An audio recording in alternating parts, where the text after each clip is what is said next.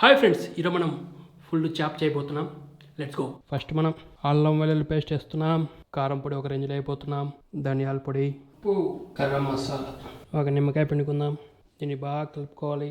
ఇప్పుడు ఈ చేపని బాగా కడుక్కోవాలి. ఇప్పుడు ఈ మసాలాను నీట్గా అన్నిటికీ రుద్దేయాలన్నమాట.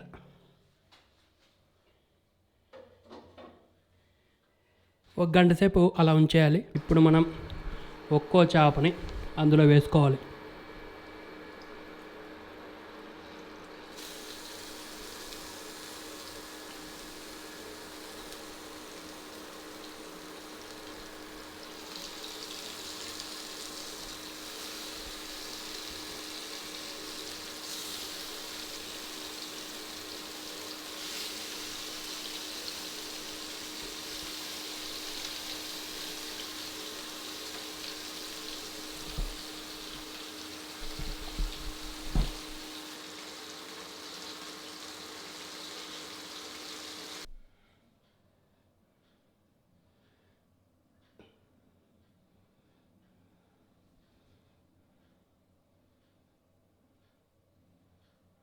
మన ఫిష్ ఫ్రై అయిపోయింది.